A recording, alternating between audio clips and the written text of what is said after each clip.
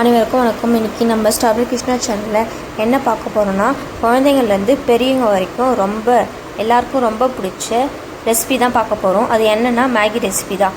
இது ஸ்டூடெண்ட்ஸு வேலை பிஸியாக இருக்கும்போது இல்லைனா எதாவது சீக்கிரமாக சாப்பிட்ணும் போது இது செஞ்சு ஈஸியாக சாப்பிட்லாம். வாங்க இப்போ இது எப்படி செய்யுதுன்னு பார்க்கலாம்.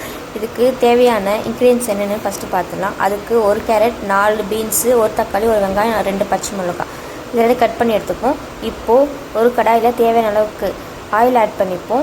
எண்ணெய் நல்லா காஞ்சதுக்கப்புறம் நம்ம கட் பண்ணி வச்சுருக்க வெங்காயம், பச்சை மிளகாய் இது எல்லாத்தையும் இது கூட ஆட் பண்ணிப்போம். இப்போது இது நல்லா வதக்குவோம்.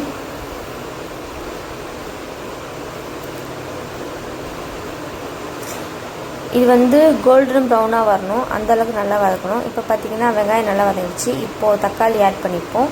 இது கூடவே லைட்டாக உப்பு ஆட் பண்ணிப்போம். இப்போது இது எல்லாத்தையும் நல்லா வதக்குவோம்.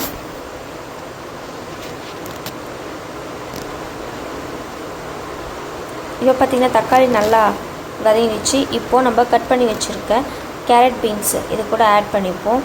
இதையும் ஒரு 2 to 3 minutes நல்லா வதக்குவோம்.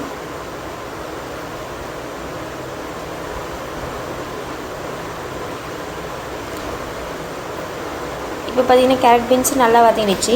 இப்போது இந்த ஸ்டேஜில் காய் வேகிற அளவுக்கு கொஞ்சமாக தண்ணி ஆட் பண்ணி இது காய் நல்லா வேக விடுவோம்.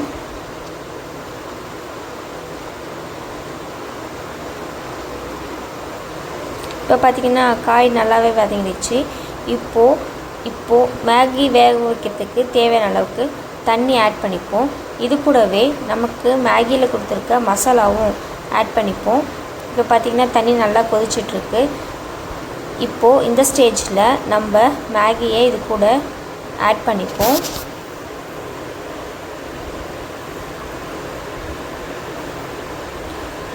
இப்போது இது எல்லாமே நல்லா வேக விடுவோம்.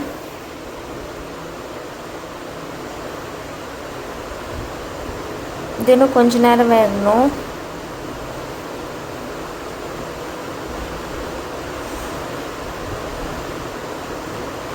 அவ்வளோதான், மேகி நல்லாவே வந்துடுச்சு. ஈஸியான 2 minutes மேகி ரெசிபி டேஸ்டியாக ரெடி.